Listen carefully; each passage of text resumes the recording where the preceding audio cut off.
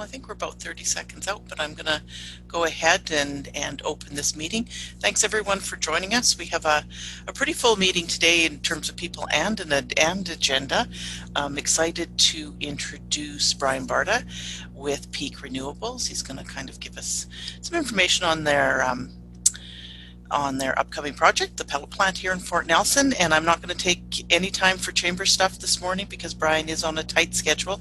We do have to end the call about 10:50 this morning as he has another meeting to go to. So without further ado, I'm going to turn it over to Brian. And Brian, just let me know when you need me to move a slide here. Oh, and I'll just ask again that everybody use the chat room. Sorry, Brian. And the only other thing I would mention, just as we get going here, I know we got a lot of video screens on, and I noticed, Bev, you broke up a little bit even as you were speaking. So for people that can turn off their video, the bandwidth might ultimately improve a little bit.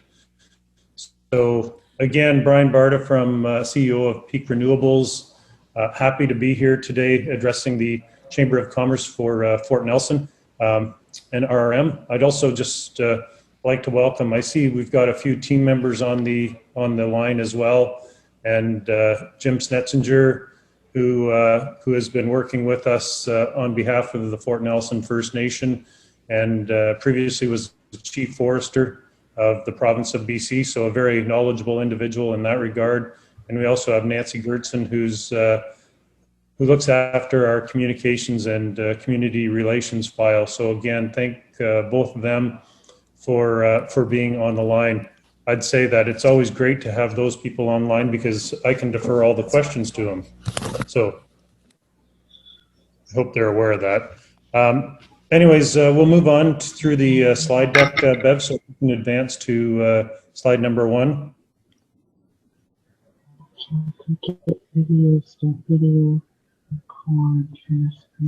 Good, we've got it. I think a couple of people aren't muted.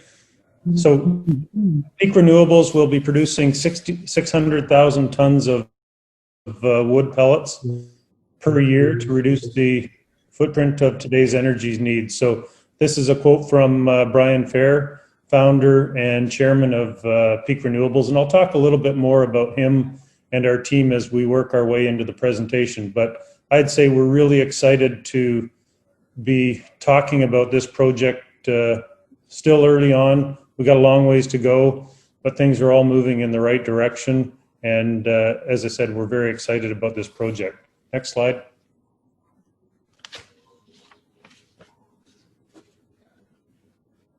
So who is Peak Renewables?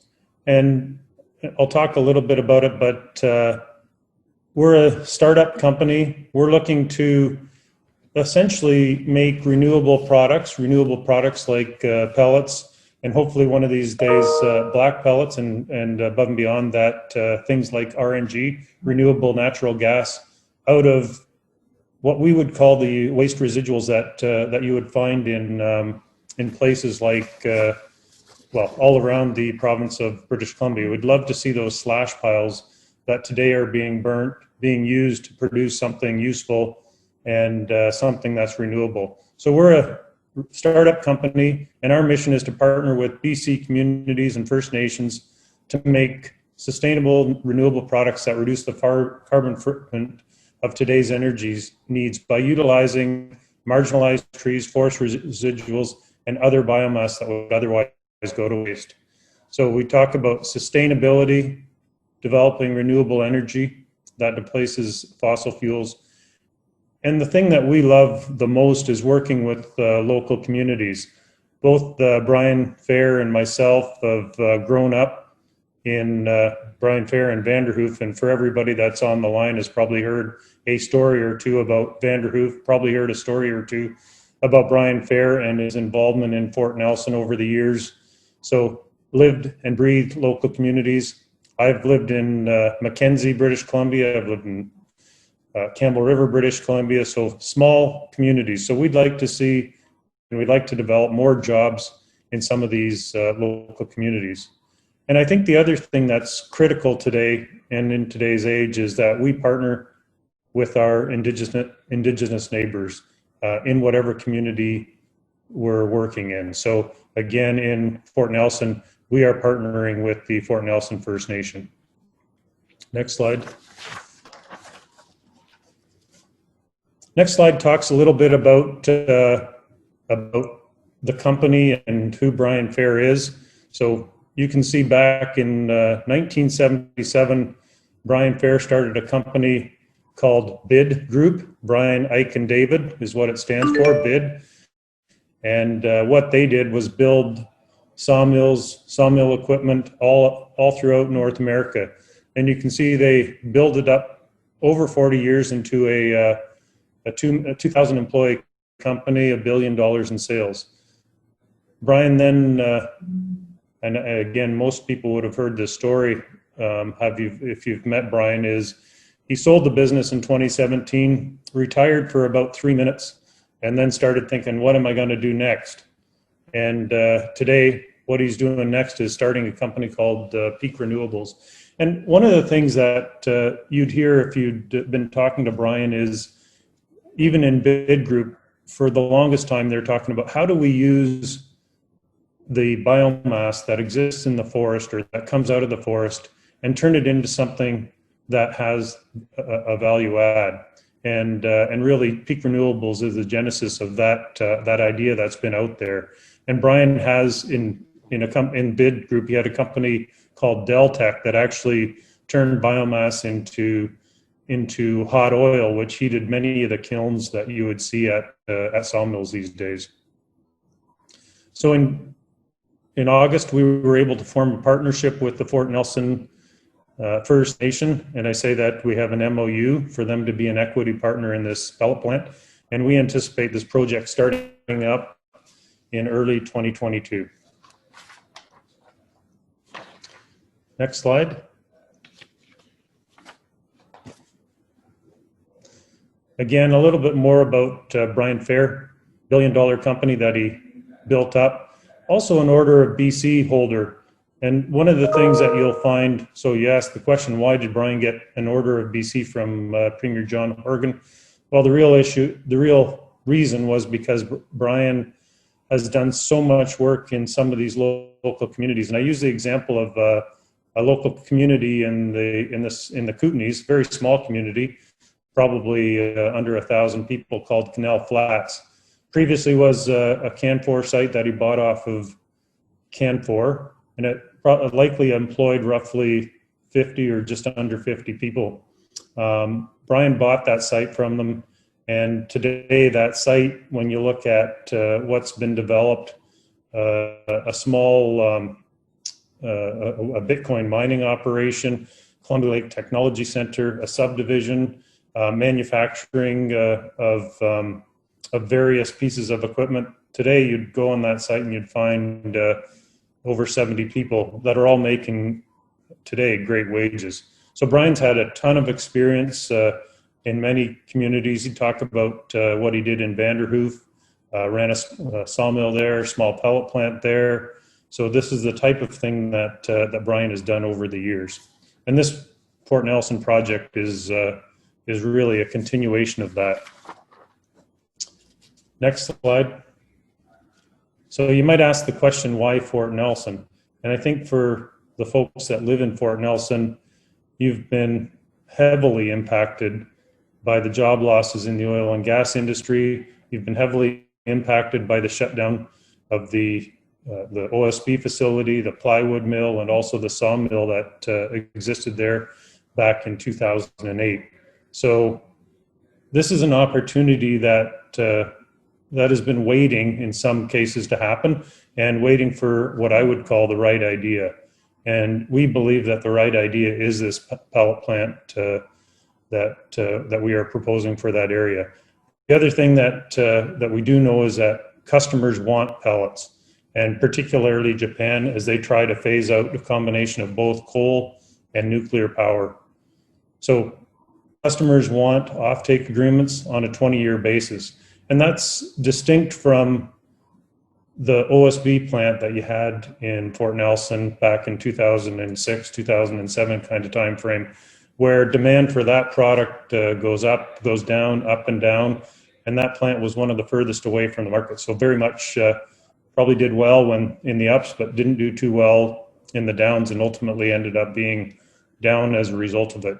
We're looking at a customer base for this product that will sign an offtake agreement for 20 years at effectively a fixed price plus escalators in it. And we're doing very well in terms of being able to do that. The other thing, as you know, is we were able to pick up the existing mill site. It's idled, and it's close to a good fiber base, existing road and rail infrastructure, and access to hydro. So we believe it's the perfect site for this pellet plant that we've been proposing. Next slide. So I've talked a little bit about this already. So pellets will be exported. And as you can see on this map of Fort Nelson, we've got access effectively to 2 ports. And although you might not believe it, they're actually almost the same distance away from Fort Nelson, whether you go to Prince Rupert or you go to Vancouver. And just in terms of how they link through Prince George. So we've got a pellet plant proposed up in Fort Nelson, 600,000 tons a year, brownfield, with rail connection to the coast, using that low value deciduous species that we would like to think it has additional value, but unfortunately today nobody's come up with something that utilizes it for something other than the OSB, which is no longer economic, and now pellets, which we believe is the right answer for that fiber. So we'll be partnering with the First Nation, as we mentioned. We'll be whole log chipping rather than using sawmill residuals. So, and we'll be selling the softwood logs, hardwood to be chipped. We'll also be taking the tops of the softwood saw logs, which we typically would call a pulp log, and be chipping that as well to turn it into pellets. So we'll be constructing a modern, high efficiency pellet plant. The shipments to begin in Q1 2022. Our expectation is it will generate over 300 local and indirect jobs with another 150 spillover jobs.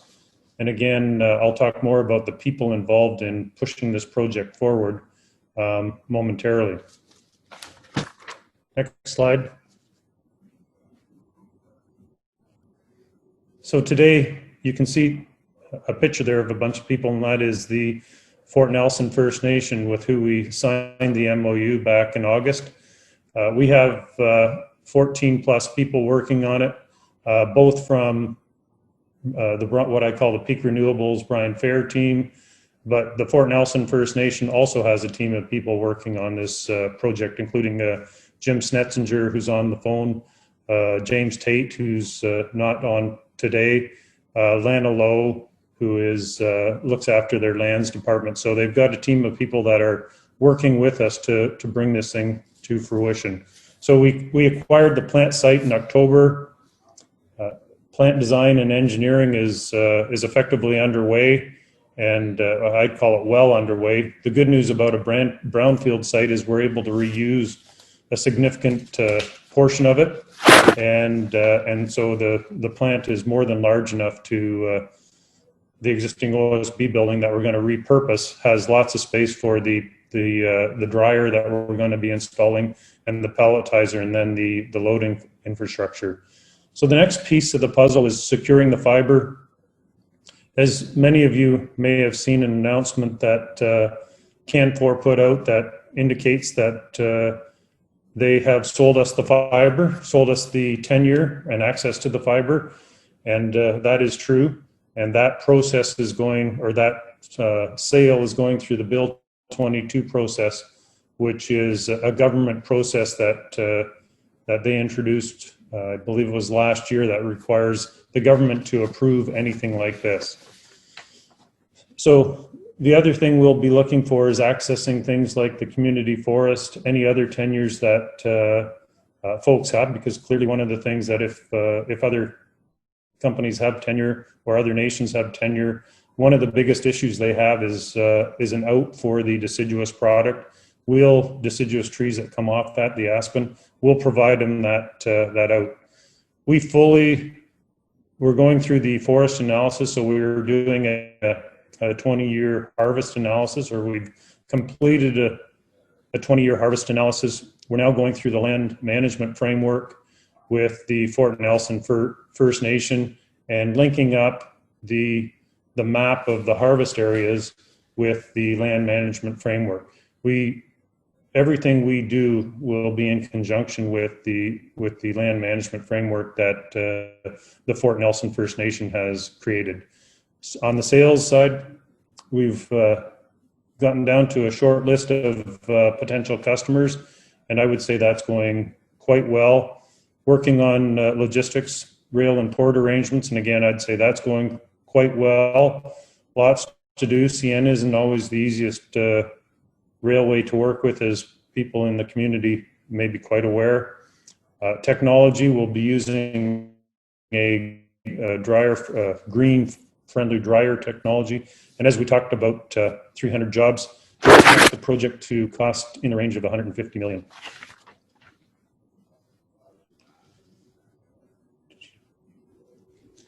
Next slide.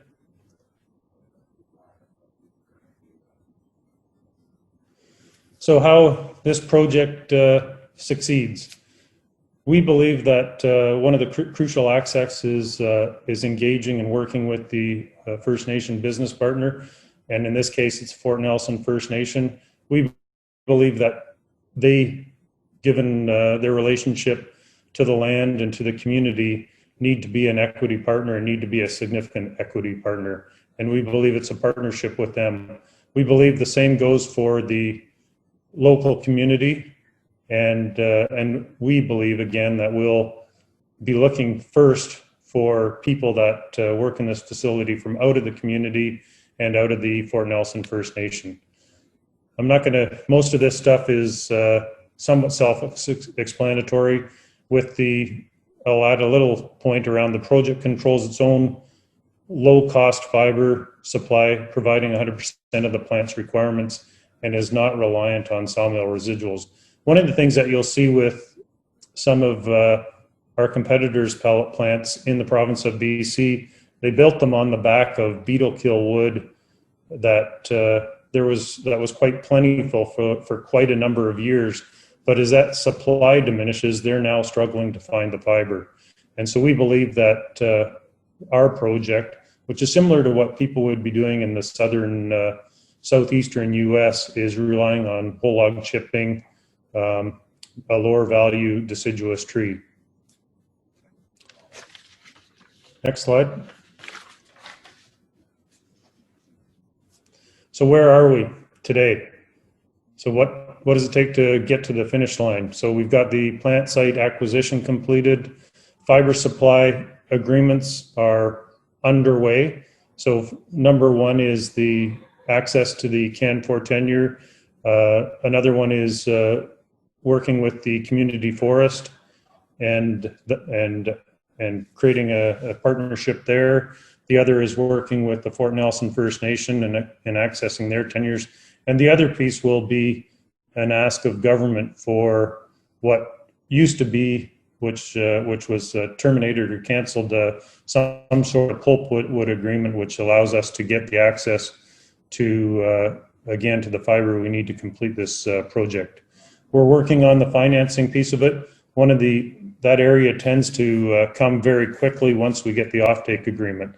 So fiber supply, customers, rail, ports, construction begins. So we are moving in that direction and moving very quickly. The next slide really talks a bit more about the team that we have working on this. And this is the Peak Renewables team. As I said, I could show another slide with the team members from the Fort Nelson First Nation, which would also be like people like Jim Snetzinger, James Tate, and Lanolo, Chief Gale. These are all people that are, again, working on bringing this project to fruition. I've talked about Brian Fair quite a bit already, so I won't go through it again. Brian Barta, that's me, CEO, used to be CEO of Paper Excellence, one of the largest pulp and paper companies in North America. Fred Spinola, our Chief Technical Officer and also engineer. And so between Brian and Fred, who have had quite a bit of experience working together, they have designed and built pellet plants all over BC and advised in building pellet plants in the US Southeast as well. So this team has the experience to bring this to fruition. Stephen Tolnoy, sales and marketing, again, lots of experience in the wood industry, and been supporting the growth of the mass timber industry also in North America, which is another area that this team is quite interested in. Next slide. A couple of the other people on the team are, as Nancy's, who's joined us on the line here, corporate development, and lots of years in that area, helping us on the communications and training portfolio. John Broer, Chief Financial Officer, helping us bring the financing together. And then Rick Jacquard, who is working on who's going to be our Chief Forester, VP Forestry. And the thing that Rick has brought to the table, which is very good from our perspective, is many years of experience on the coast developing commercial relationships with First Nations partners and helping them develop capacity, particularly as it relates to the forest industry. So a little bit of the team. Final slide is really working together with the Fort Nelson community. We want to see the community grow, bring back the vibrancy that it needs. We want to see the jobs that we know can come out of that community. We want to see people relocating to the community to really start really launching the community. And the other thing that, although when we take a look at our project, and it is what I'd call a foundational project, I believe that once we get industry number one in, we will see industry number two, number three, number four. I can tell you that today we've had people talking to us that are interested in the high value aspen. So the best of the best aspen to turn it into other types of products. So that is very interesting. Would they be thinking about Fort Nelson without this project as a base? I don't know, but I don't think so. I think with this project as a base, it launches an opportunity. We talk about this in several phases. One phase is the project itself, the pellet project. And we do believe that there'll be another phase, which could be something like a sawmill, could be a high value sawmill, again, selling something like these aspen logs. And we also believe that at some point, the coniferous logs that help launch this project day one will ultimately be used again in this community at some point in time. So that's a little bit about it. And as I say, as industry gets reattracted to the Fort Nelson area. So Bev, I turn it back over to you and open it to questions. Okay, had to figure out how to unmute. You'd think we'd all be getting good at this by now, but I still find myself challenged. So we do have a number of questions, Brian, in the chat, and we'll just maybe run through those first, and then if we have time, we'll carry on. So the first one's just about the slide presentation, and I've let people know that we'll do what we can to get a recording and that information out to them. And then the next is, could you talk about the specific jobs and skill sets involved in the employment opportunities? So there's kind of been about 450 jobs mentioned. How does that break down? So if you think about the breakdown, we expect that roughly 50 to 60 jobs in the mill itself, and that will be a combination of operators and tradespeople that service the mill facility, in addition to some management staff. Then on the woodland side, we expect there'll be in excess of, effectively the remainder of the jobs. So roughly 250 in this particular case, there's 150 spillover jobs mentioned. But if you look at the remainder, just bringing the harvest to the facility and then to a central landing, central log yard, we expect that there'll be 250 or more people involved in that, from woodlands management right to people operating the equipment that does the harvesting as well as the trucking. So that gives you a bit of an idea. Once you start bringing that kind of capacity in, I believe we'll start seeing some of the people, the mechanics, the heavy duty, the people that sell the equipment, that type of thing, rejoining the community. Okay. So that would include then all of the harvesters, etc., log hauling. That's right. Yeah. And then what do you have kind of in your head as the indirect jobs? As I said, the indirect jobs are going to be those people that are based in the community that provide support to the industry. So as I said, you'll have people that come in that want to maintain equipment of some sort or another. You'll probably have additional hospitality jobs in the community as the hotels and restaurants start filling up. So those are the types of spillover jobs I'd expect. Thanks. So the next question is, you noted that you expect to start up early. They wrote 2020 but meant 2022. Do you mean this would be ready to turn wood into pellets at that time? And if so, when do you expect work on the plant design to start?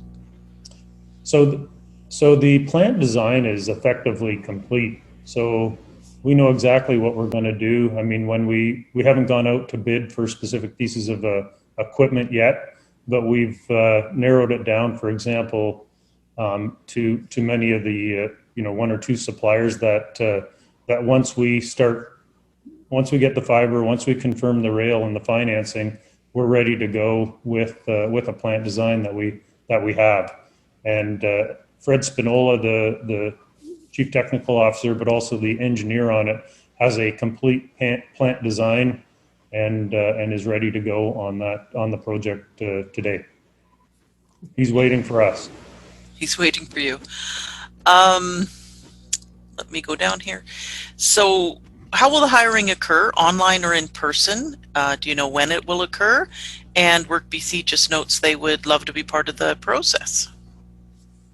Yeah, so I think we would to have the plant start up early 2022. We're going to have to start logging in late 2021. One of the things that today I 100% believe needs to happen is harvesting activity. So we start building the capability and we start understanding what the community has and doesn't have, and how we start doing that. So ideally we'll be, like, I see the harvesting side starting up first.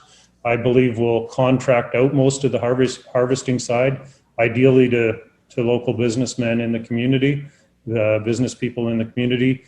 We also expect that the Echo Dene, their company, will also be engaging in the harvesting. So I expect that these businesses will be the places where we'll start seeing some of the early hiring, and particularly as it relates to the harvesting activities. And again, we believe that the right answer is to support jobs in the local community.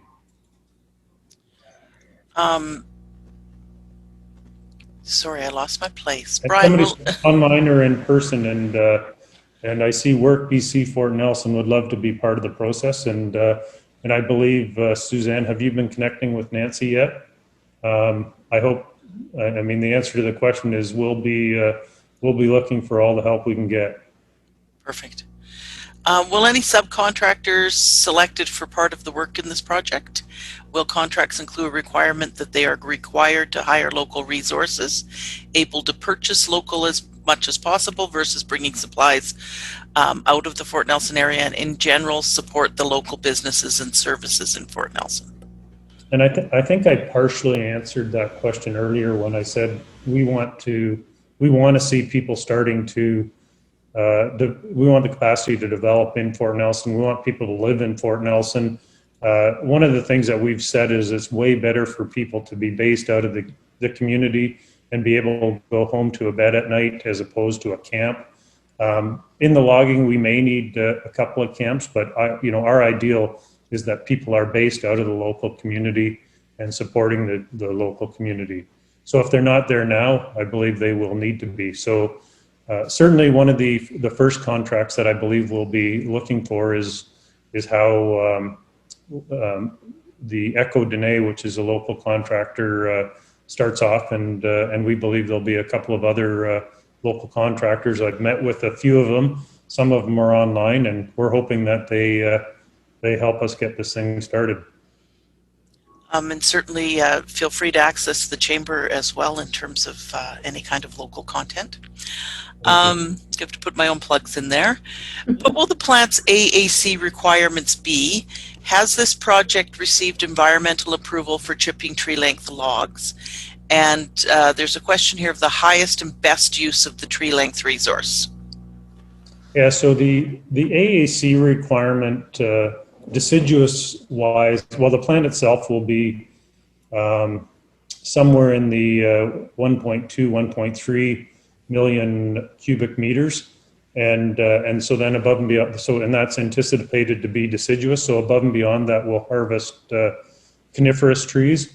And has this project received environmental? So the answer to that question is today we believe that the highest and best use is the pelleting of the deciduous, and the highest best use for the coniferous, at least in the short run, is probably going to be sawmills that are located either in Prince George or Taylor or Fort St. John is our expectation, or Chetwynd for that matter.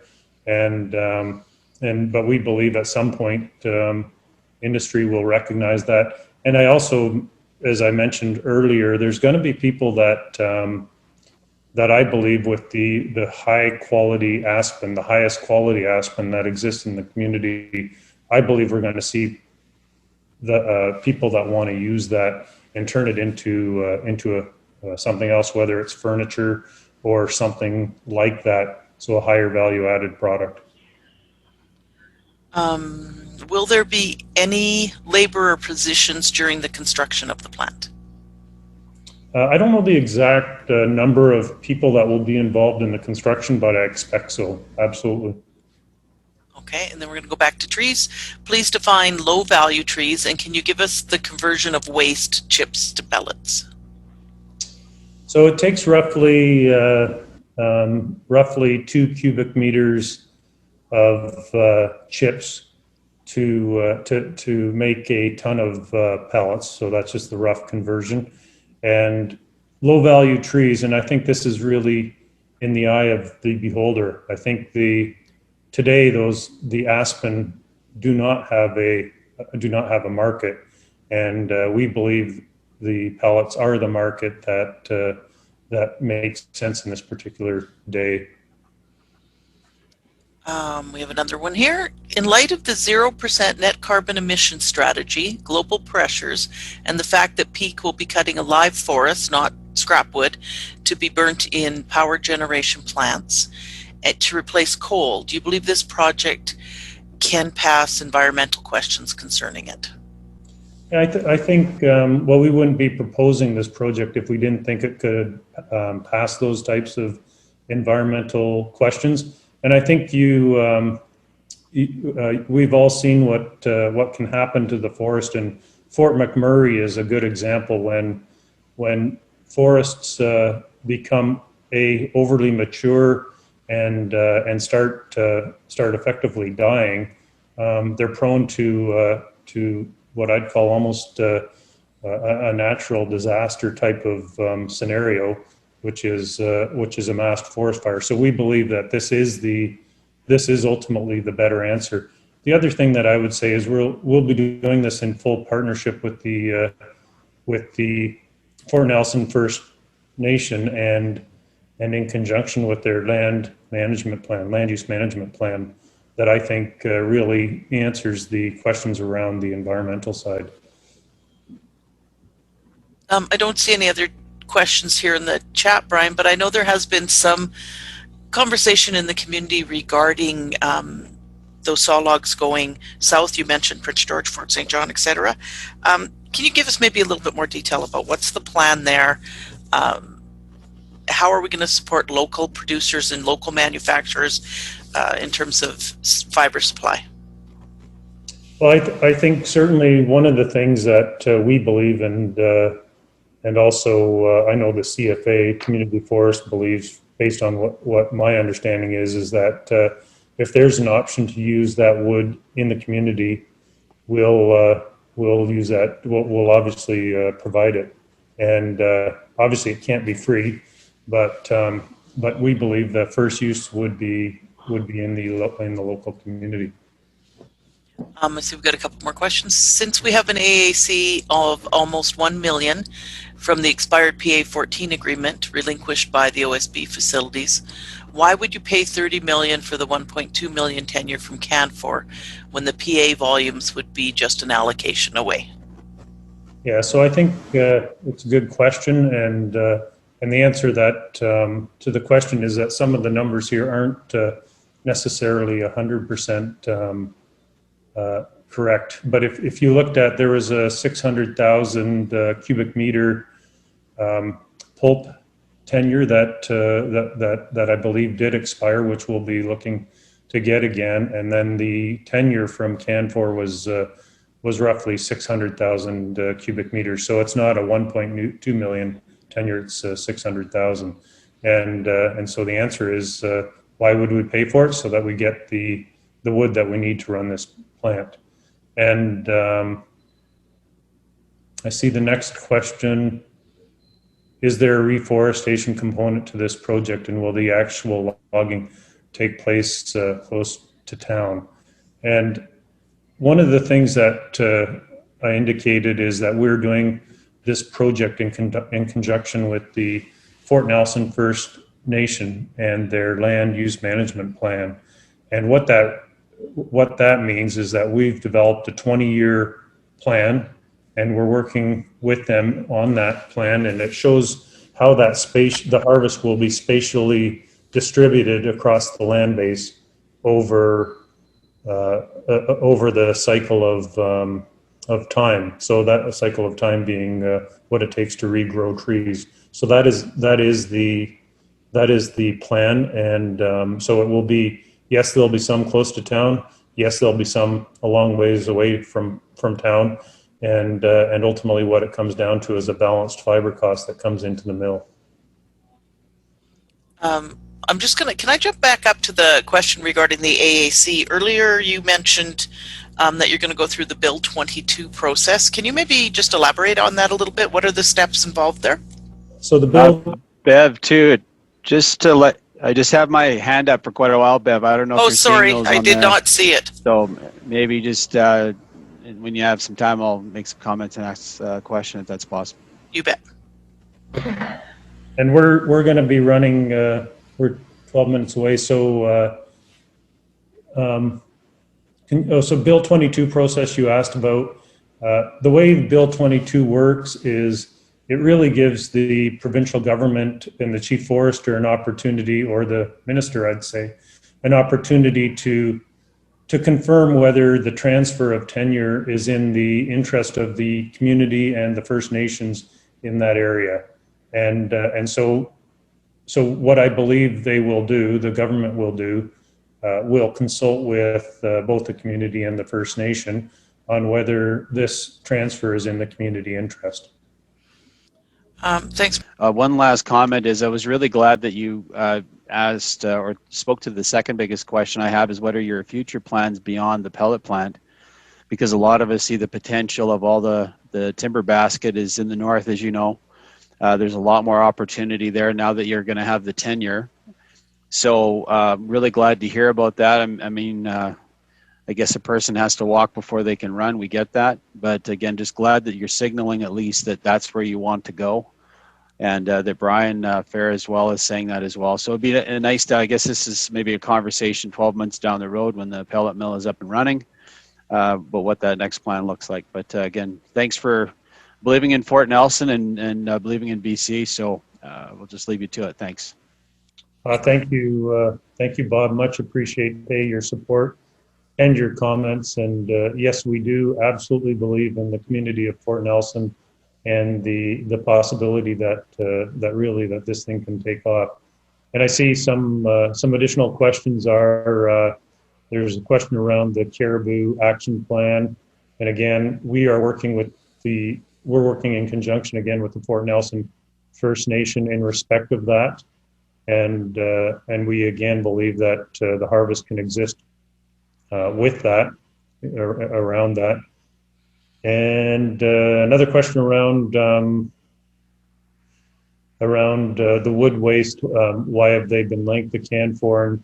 And we believe being able to access all the tenure, including the coniferous, is part of what allows us to get this pellet plant and this opportunity off the ground. So yes, we'll be selling some coniferous logs as part of this program, and it really enables us to get the industry started. And as Bob mentioned, walk before run. We believe let's get ourselves walking so that we can then move our way into the further value added opportunities. Again, with our partners, the Fort Nelson First Nation. I just see that we missed one there, Brian, regarding a question of why, with the OSB not being economically viable, being produced so far away from markets and being a higher value product, how is it economically viable to produce this cheaper product here? And then I don't know if this is something you can answer, but do you have any information on the sale of the OSB equipment to Prince Albert, Saskatchewan? So the question is why OSB isn't economically viable when produced so far away from markets with a higher value product. And I think it's an interesting challenge, because certainly today it's a higher value product, but the reason why a number of OSB facilities have dropped out in BC is because they don't survive the down cycle. And so yes, pellets are arguably a cheaper product, but the freight to port and the logistics to Asia makes sense. Whereas, which is ironic, you can actually deliver a product to Asia today cheaper than you can to the central U.S. Just to put it in perspective. So is that, that gets back to the railway question, really. But that's reality. It's high cost to move that product out of a place to like Fort Nelson to central U.S. where the bulk of the market is. So that's the comment in that regard. And the other question that I have on the sale of the OSB equipment to Prince Albert, the answer is there is a potential sale there. And again, it enables this project, the pellet project, to move ahead. I see that we're about 4 minutes away from Brian having to leave, so I think we've got time for this last question. And then we can stay on the line for the following 10 minutes and just have a general conversation. If there's other questions, Brian, I'm sure you'd be happy to have me forward them to you, and I could get answers back to people. Sure. Okay. So the last question, and the last question is, as part of the sale to CAN4, and again, without revealing the exact details of that transaction, one of the challenges when you start a new operation is financing it, and so the arrangement does have a commitment to CAN4 for some of the wood for a period of time, in order to, again, enable us to get the overall fiber that we need to move this project forward. Okay. Brian, I really appreciate your time and that you were able to do this with the chamber members and the greater community at large here in Fort Nelson. I think Congratulations, and we'll hopefully be able to do another one of these in the near future to just keep this conversation going. Thank you very much. Thank you. We'll let you get to your next meeting, and I will forward you. I see there's a bunch of other little questions coming in here now, so I will forward those to you, and to the people on the call here today. We'll make sure that you get a note back just answering some of those. All right. Well, thank you very much.